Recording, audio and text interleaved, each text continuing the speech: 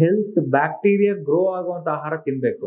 ಇದು ಯಾವುದು ಅಂತ ಹೇಳಿದ್ರೆ ಎಲ್ಲರ ಮನೆಯಲ್ಲಿ ಇರುವಂತದ್ದೇ ಹೇಳ್ತೀನಿ, ಮೊಸರು, ಮಜ್ಜಿಗೆ.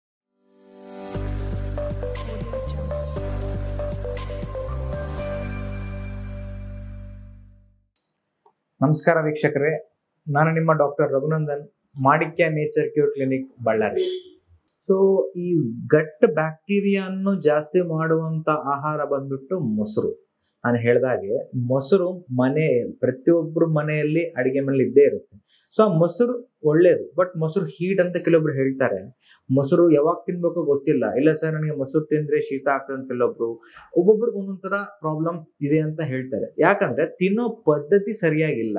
ಸೊ ಇವತ್ತು ಈ ವಿಡಿಯೋದಲ್ಲಿ ನಾನು ನಿಮ್ಗೆ ಯಾವ ರೀತಿ ಮೊಸರು ತಗೊಂಡ್ರೆ ನಿಮ್ಮ ಗಟ್ ಹೆಲ್ತ್ ಅಂದ್ರೆ ಈ ಸೂಕ್ಷ್ಮ ಜೀವಿಗಳು ಬ್ಯಾಕ್ಟೀರಿಯಾ ಇಂದ ಗಟ್ ಹೇ ರೀತಿ ಜಾಸ್ತಿ ಆಗ್ತದೆ ಅನ್ನೋದು ಹೇಳ್ತೀನಿ. ಒಂದು ಕಪ್ ಮೊಸರು ನಾವು ಹೆಪ್ಪಾಕೋವಾಗ ಒಂದು ಕಪ್ಗೆ ಮೊಸರು ತಗೊಂಡು ಅದರಲ್ಲಿ ಒಂದು 6 ರಿಂದ 8 ಒಣ ದ್ರಾಕ್ಷಿ ಹಾಕಿ ಹೆಪ್ಪಾಕ್ ಇಟ್ಬಿಡಿ.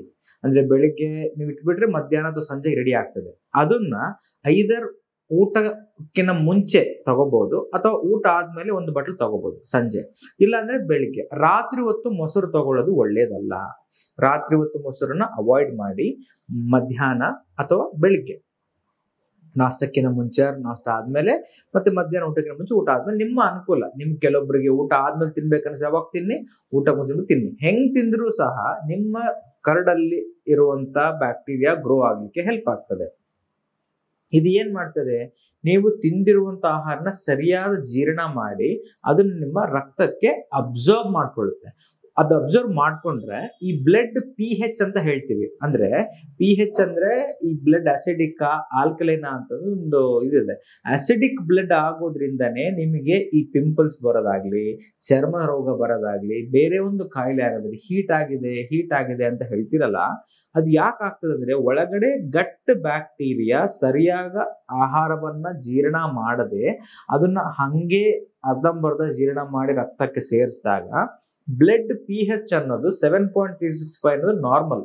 ಅದು 7ಗಿಂತ ಕಡಿಮೆ ಆಗಿ 2 3 4 ಆದ್ರೆ ಅಸಿಡಿಕ್ ಆಗ್ಬಿಡುತ್ತೆ. ಆವಾಗ ದೇಹದಲ್ಲಿ ಸುಮಾರು ತೊಂದರೆಗಳು ಕಾಣಿಸ್ಕೊಳ್ಳುವಂತದ್ದು ಒಂದು ಪ್ರಕ್ರಿಯೆ ಇದೆ. ಇದು ಸಾಮಾನ್ಯವಾಗಿ ಗಟ್ಟು ಸಮಸ್ಯೆ ಇದ್ದವರಿಗೆ ತಗೋಬೇಕಾಗಿರುವಂತ ಆಹಾರ ಮೊಸರು. ಮತ್ತೆ ಮೊಸರು ಹಾಲಿಂದನೇ ಮಾಡಿರ್ತೀವಿ, ಬಟ್ ಹಾಲು ಕುಡಿದ್ರೆ ಮತ್ತೆ ತೊಂದರೆ ಆಗುತ್ತೆ. ಹಾಲ್ ಇಸ್ ಮೋರ್ ಕಾಂಪ್ಲಿಕೇಟೆಡ್, ಮೊಸರು ಇಸ್ ಮೋರ್ ಸಿಂಪ್ಲಿಫೈಡ್. ಈ ಮೊಸರಲ್ಲಿ ಬ್ಯಾಕ್ಟೀರಿಯಾ ಗ್ರೋ ಆಗಿರೋ ಕಾರಣಕ್ಕೆ ನಿಮಗೆ ಮೊಸರು ತೊಂದರೆ ಕೊಡೋದಿಲ್ಲ. ಸರ್, ನೀವು ಇಷ್ಟು ಮುಂಚೆ ವಿಡಿಯೋದಲ್ಲಿ ಹಾಲು ಕುಡಿಬೇಡ ಅಂದ್ರೆ ಇಲ್ಲಿ ಮೊಸರು ತಿನ್ನಿ ಇದ್ರೆ ನಿಮ್ಮ ಅನ್ಸ್ಬಹುದು. ಬಟ್ ಗಟ್ ಹೆಲ್ತ್ ಇಂಪ್ರೂವ್ ಮಾಡ್ಲಿಕ್ಕೆ ಇದು ಮೊಸರು ಅನ್ನೋದು ಬಹಳ ಇಂಪಾರ್ಟೆಂಟ್. ಎರಡನೇದು ಫೈಬರ್ ರಿಚ್ ಫುಡ್.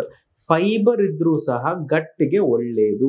ಈಗ ನಾವ್ ಏನ್ ಮಾಡ್ತೀವಿ, ತಿಂದ್ರೆ ಬರೇ ಮಾಂಸಾಹಾರನೇ ತಿಂತೀವಿ, ಇಲ್ಲ ಬರೇ ಜಂಕ್ ಫುಡ್ ತಿಂತೀವಿ. ಬ್ಯಾಲೆನ್ಸ್ಡ್ ಡಯಟ್ ಅನ್ನೋದು ಇಲ್ಲ. ನಮ್ಮ ಆಹಾರದಲ್ಲಿ ಫೈಬರ್ ಅಂಶ ಇಲ್ಲದೆ ಹೋದ್ರೆ ಒಳಗಡೆ ಜೀರ್ಣ ಆದ್ಮೇಲೆ ಈ ಕಸವನ್ನು ಹೊರಗೆ ಹಾಕ್ಲಿಕ್ಕೆ, ತೆಗೆದು ಹಾಕ್ಲಿಕ್ಕೆ ಈ ನಾರಂಶ ಅಂದ್ರೆ ಫೈಬರ್ ಬಹಳ ಇಂಪಾರ್ಟೆಂಟ್. ಅದಿಲ್ಲದೆ ಹೋದ್ರೆ ಕಾನ್ಸ್ಟಿಪೇಷನ್ ಆಗುತ್ತೆ, ಮಲಬದ್ಧತೆ ಆಗುತ್ತೆ. ಮಲಬದ್ಧತೆ ಆಗಬಾರ್ದಂದ್ರೆ ರಫೇಜ್ ಅಂತ ಹೇಳ್ತೀವಿ, ಅಂದ್ರೆ ಫೈಬರ್. ಈ ಫೈಬರ್ ಇರುವಂತಹ ಆಹಾರ ಕಡ್ಡಾಯವಾಗಿ ತಗೊಳ್ಳೇಬೇಕು.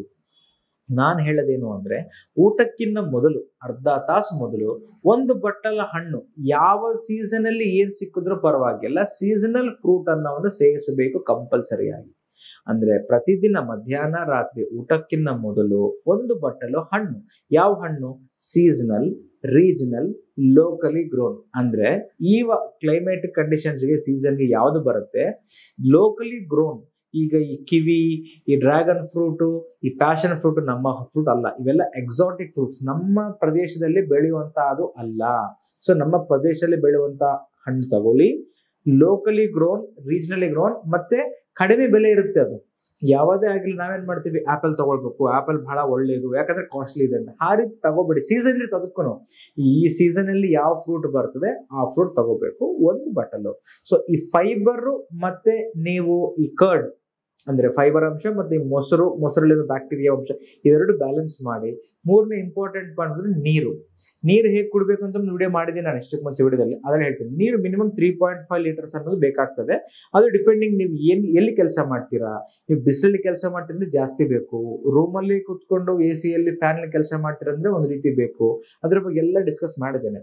ಸೊ ಈ ಮೂರು ಮೇಂಟೈನ್ ಮಾಡೋದ್ರಿಂದ ನಿಮ್ಮ ಗಟ್ ಹೆಲ್ತ್ ಸರಿ ಆಗ್ತದೆ, ಗಟ್ ಹೆಲ್ತ್ ಸರಿ ಆಗುತ್ತೆ. ಮತ್ತೆ ಮಾನಸಿಕ ಒತ್ತಡದಿಂದ ಗಟ್ ತೊಂದರೆ ಆಗುತ್ತೆ. ಅದಕ್ಕೂ ಸ್ಟ್ರೆಸ್ ಬಗ್ಗೆ ವಿಡಿಯೋ ನಾನು ಹೇಳಿದ್ದೀನಿ, ಆ ಸ್ಟ್ರೆಸ್ ರಿಲೀಫ್ ಹೆಂಗ್ ಮಾಡ್ಕೋಬೇಕು ಇದೆ. ಸೊ ಸ್ಟ್ರೆಸ್ ಕಡಿಮೆ ಮಾಡ್ಕೊಂಡು ನೀರು ಚೆನ್ನಾಗಿ ಕುಡಿದು ಈ ಫೈಬರು ಮತ್ತೆ ಮೊಸರು ತಗೊಳ್ಳೋದ್ರಿಂದ ಗಟ್ ಹೆಲ್ದಿ ಆಗಿರುತ್ತೆ. ಗಟ್ ಹೆಲ್ದಿ ಆಗಿದ್ರೆ ಸ್ಕಿನ್ ಹೆಲ್ದಿ ಆಗಿರುತ್ತೆ. ಸೊ ನಾವೇನ್ ಹೇಳ್ತೀವಿ, your face is a television screen for your gut ಅಂತಾನು ಹೇಳ್ತೀವಿ. ಅಂದ್ರೆ ನಾವು ಹೊಟ್ಟೆದಲ್ಲಿ ಏನಾದ್ರು ನಡೀತಿರೋದು ಮುಖದ ಮೇಲೆ ಕಾಣ್ತದೆ ಅಂತ. ನೀವು ಬಹಳಷ್ಟು ಜನ ಅವಾಗ ಇಷ್ಟಕ್ಕೆ ಮುಂಚೆ ಹೇಳ್ದಂಗೆ, ನಾನು ಹೊರಗಡೆ ಪಿಜ್ಜಾ ತಿಂದು ಬಂದಿದ್ದೀವಿ, ನೆಕ್ಸ್ಟ್ ಡೇ ಪಿಂಪಲ್ ಆಯ್ತು ಅಂತೀವಿ, ಹೊರಗಡೆ ಪಾನಿಪುರಿ ತಿಂದು ಪಿಂಪಲ್ ಆಯ್ತು ಅಂತೀವಿ, ಇಲ್ಲ ಇಚ್ಚಿಂಗ್ ಬರುತ್ತೆ ಅಂತ. ಸೊ ಇದೆಲ್ಲ ಅದಕ್ಕೆ ನಾವು ಹೇಳೋದು skin is the television screen for your gut ಅಂತ ಹೇಳ್ತೀವಿ. ಸೊ ಈ ಮೂರು ಪದ್ಧತಿಗಳನ್ನು, ನೀರು ಕುಡಿಯೋ ಪದ್ಧತಿ, ಸ್ಟ್ರೆಸ್ ಕಡಿಮೆ ಮಾಡೋದು, ಇವೆಲ್ಲ ಮೇಂಟೈನ್ ಮಾಡಿ ನಿಮ್ಮ ಗಟ್ ಹೆಲ್ತ್ ನ ಕಾಪಾಡ್ಕೊಳ್ಳಿ. ಧನ್ಯವಾದ.